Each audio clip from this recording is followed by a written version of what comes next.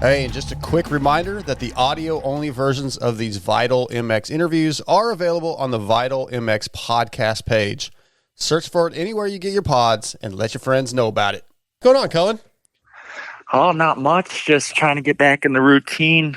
Traveling back from Paris, the time change. I know it's only 6 hours, but man, it's tough. I got up so early this morning. I was up at like 4 or 5 wide awake, so kind of bummed on that, but got to go ride tomorrow, so trying to get back on a time change. Yeah, it was not an easy transition, and I actually got sick. I'm sick today, like really sick. So I don't know. I hope I didn't catch a bug or some crap, but I was hoping to do some riding this week too, but I don't think it's going to happen. It was a rough trip.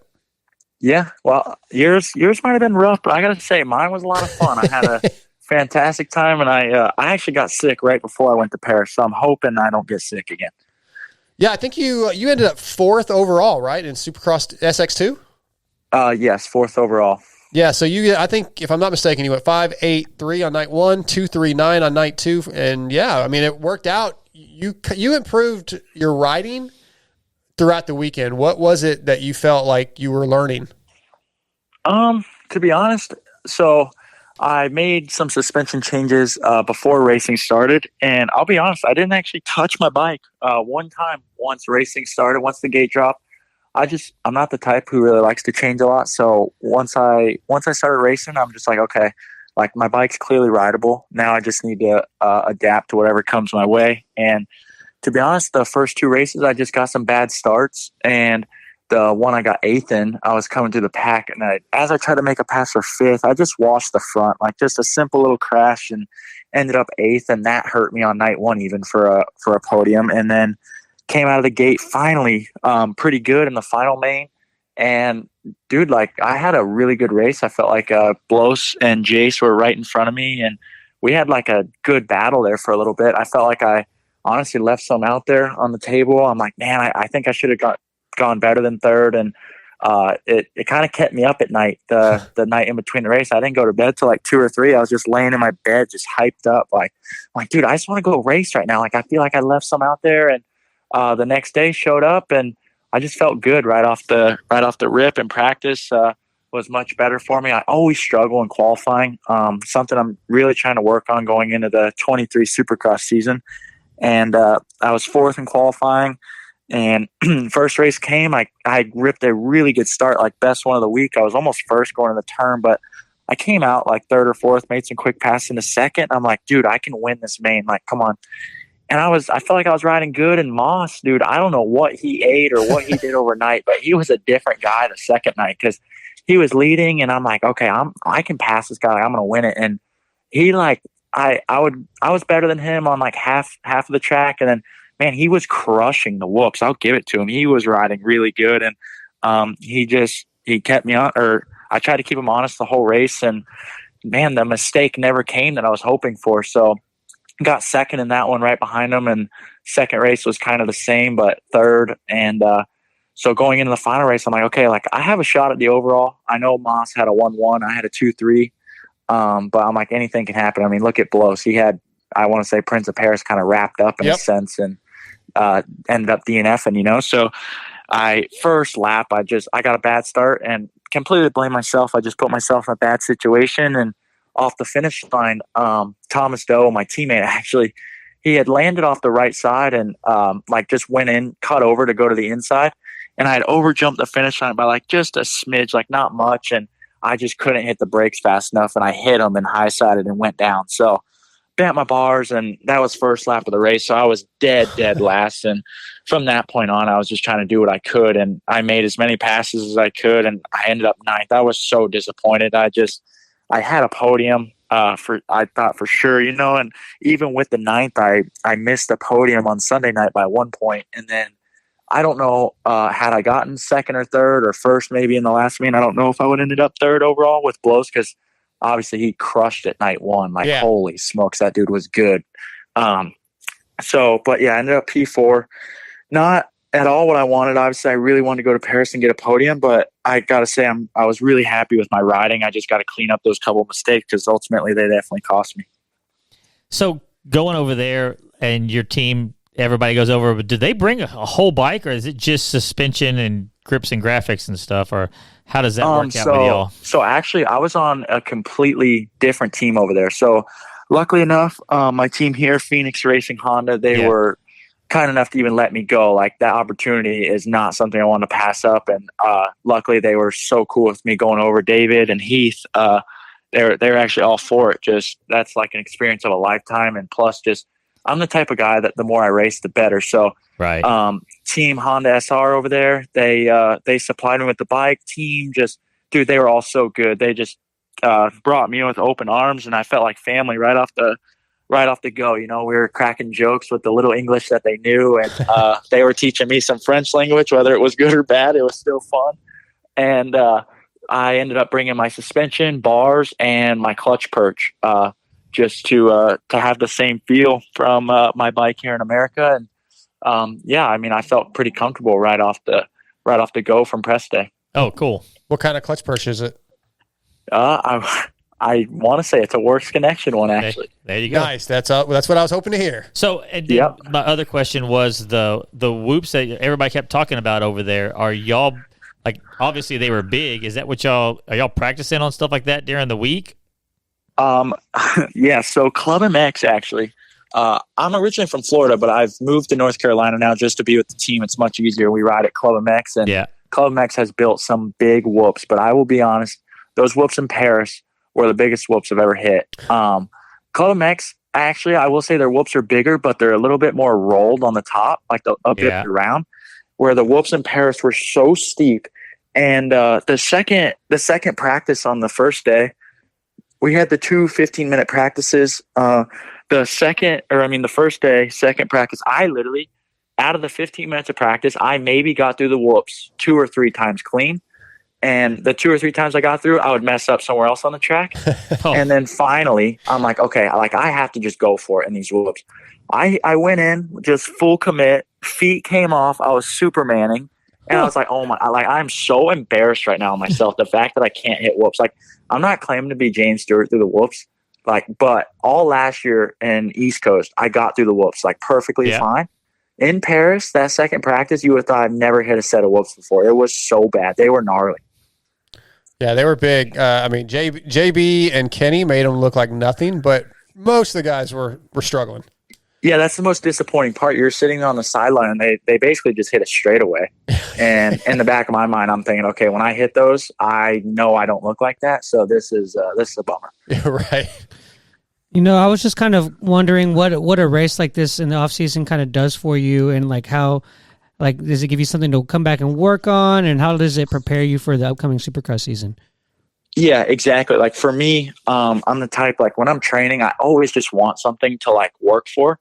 You start training for East Coast back in October, and that's so many months to just go with no racing. And so for me to have Paris, it gave me that extra motivation, I guess you could say, where I'm like, okay, I have something to work for. I want to go race. I want to go do good. So I've been putting my head down for the past few weeks. And like I said before, I feel like the more racing I get, the better I get.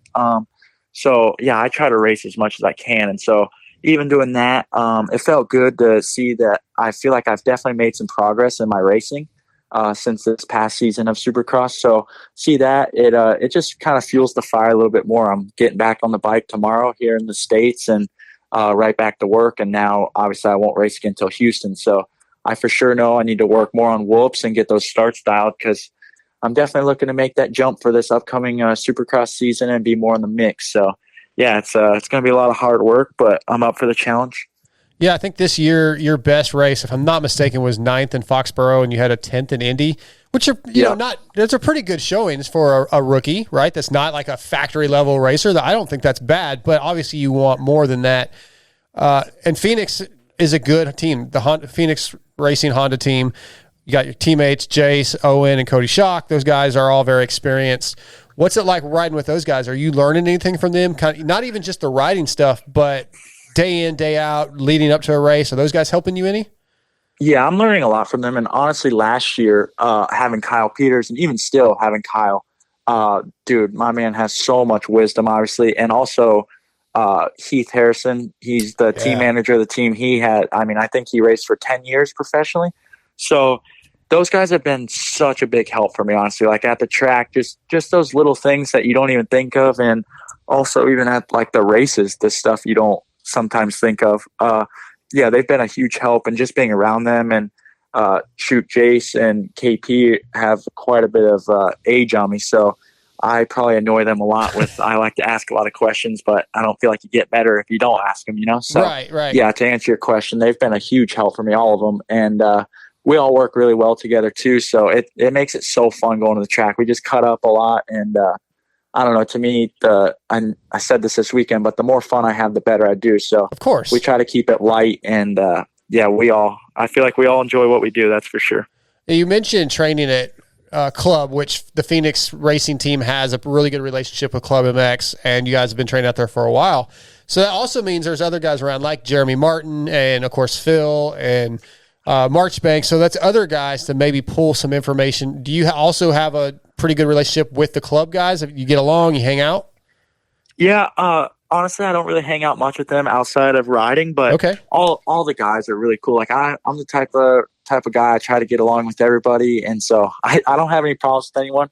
And I actually like Phil Nicoletti a lot. I know he comes across as a little angry guy, but no, I actually really enjoy being around Phil. I think he's funny, and anytime he's mad, I kind of just laugh with him. So yeah, they're all really cool, and everyone's open to questions. And now even having Jeremy there, he'll make you feel guilty because the guy wants to do 200 laps a day, even when you're dead. So I think it's good to have them around. And yeah, I mean, dude, the level each day, we have basically a main event going on. There's so many guys, and the track, it's so broken down. So that's what I really like about being there, is how realistic the track gets on race day. So you show up when the whoops are that cupped, or the corners have 8 ruts in them cutting down, like literally Club gets like that every day. So that's what's really enjoyable about being there. Sounds like a blast. Yeah. It makes it tough, but it makes race day much easier. For sure. So you kind of mentioned some of those things that you've gotten from Club and those guys. I kind of talk about your team a little bit as well. What are some of the advantages that Honda team gives to you, and maybe some of the things that you've experienced working with Martine? Yeah, I mean, the team has been really good with me, especially last year or this past season, being a rookie. They were super helpful with me, and now this year, I think our bike's going to be much better. Tomorrow will be my first day on not quite the whole new motor package, but a good bit of it.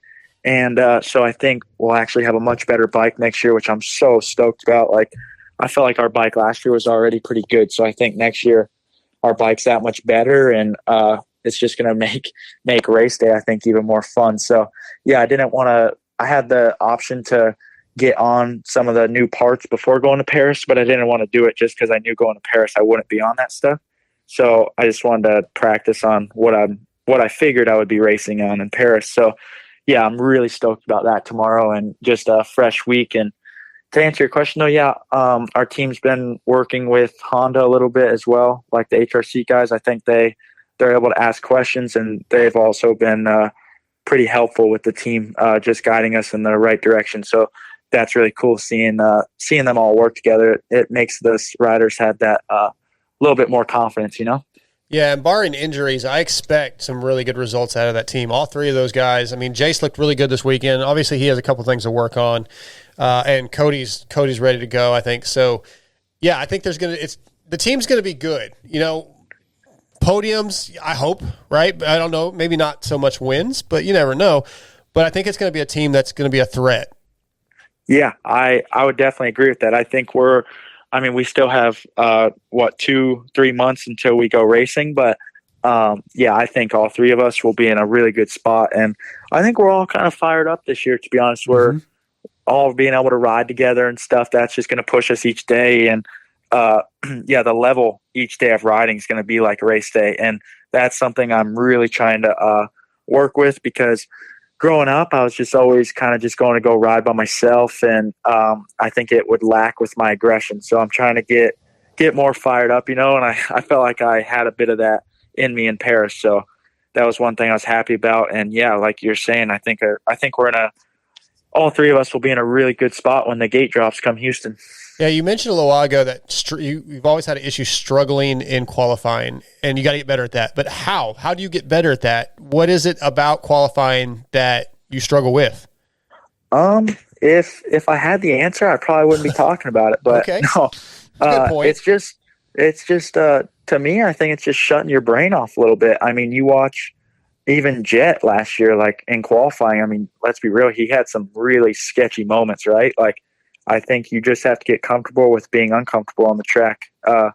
I think, in all honesty, in qualifying, if you watch a lot of the guys, sometimes they're in control, and I would say 60% of the time they probably don't know how they did it either. So that's I think that's something I just need to get more comfortable with. My style's always been like where I don't really make many mistakes, so that's what I've been trying to break, and being okay with dropping an elbow and getting a little sketchy. Right on. So one of the kind of questions I'd like to go to is I like to see. How old are you? What? Oh, yeah, yeah. That's an inside joke, Cullin. Sorry. Yeah, you know what's funny is I almost asked an age earlier, and I quickly shut my mouth. But so one thing I like to do is like I kind of want to see how you would compare yourself now to maybe like your rookie season, and maybe like what a defining moment was for you. That's a really good question, but thank you. For me, it's hard to say, but I gotta say, Daytona was a really good race for me. That was the third race of the season, and although on paper I had two races, it was Daytona and Detroit, where it was like an 18th and 19th. On paper, it was obviously horrendous, but Daytona, it was I didn't make the Triple Crown, so it was technically my second race. And I was running 11th for over half of the main, and I ended up getting taken down. And then the following weekend crashed again. So I was like, man, so went to Indy and I got that first top 10. And that was like a good turning point for me, because when I got the top 10, like, yeah, it's 10th. It's not that great. But for me, just being inside the top 10, I was like pretty happy with. And it just kind of gave me that next little step. And then obviously that whole shot at Foxborough was like, I would say obviously the highlight of my year, right? I mean, I got to lead the lap and see the pace, and I ran third in that race for, I want to say, like 5 minutes. And so that was, I would say that was for sure like the turning point for me, although I only had one race after that left. Just being that far up in the front and in the group was like, wow, like, okay, this is what it's like. And I really enjoyed being up there, obviously. So yeah, for sure, I would have to say, Indy and Foxborough, obviously, but Daytona, although the result wasn't good, it kind of gave me that spark where I was like, wow, okay, like I can be up here, you know? Right. And you ended the year they gave you the rookie of the year honors. Yes, I did get rookie of the year. So that was a pretty big deal for me as well as the team. You know, it was the first time for both of us, obviously, to get that. So that was really cool for me. And outdoors, didn't you ride 450s for Phoenix? I did. I raced the team. So Phoenix doesn't normally race outdoors, and with me being a rookie, I'm like, I just don't want to go all summer without racing. I would have loved to have raced 250. I would have loved to have raced all 12 outdoors, but just being a bigger kid, it was just easier for us to go take a 450 outdoors, and I raced 6 of them. Unfortunately, we had some just crazy problems happening at the races, like just stupid little bike problems that we couldn't figure out. Like it was like just baffling what was going on to us. It was almost like comical at the end of the season. Right. We were like, dude, like we don't know like what is going on. So I only had like 2 decent results out of the year. I got 15th or 14th at Southwick. I don't remember exactly. And then my final round at Ironman, I went 17-15, I believe. Definitely far from where you want to be, but for my first year, and man, 450 class this year, it got even stronger as the season went on. So it was a tough year, but ultimately it's just going to help me, and it made me a better rider, you know? So just being able to race the 6 outdoors was helpful, because man, watching it on TV, it feels long, but when you're out there racing 2 35-minute motos, you are like, wow. By the end of the second moto, you are tongue in the spokes, just holding on for dear life. You didn't want to spend the summer hopping on a 4-wheeler? I know Phoenix Racing does the quad racing. Yeah, they do that as well. I'm down for anything. I really wanted to go and race the last GNCC at Ironman, but since I was racing Paris, I needed to focus on Supercross. Yeah. I did that race, and my boss, Michael Lindsay, actually raced it on your team. He rode the Phoenix Honda. Yeah. So, yeah. Yep. Michael was there, and I heard he had a heck of a time racing. So I was kind of laughing because I tried one last year, and I know the feeling. So that means that you wanted to, as you get more established in racing and you get free time in the off season. Are you're gonna be one of the riders that starts to hit these like off season different races, the cross country, different or disciplines, ISD, whatever it's called, ISDE.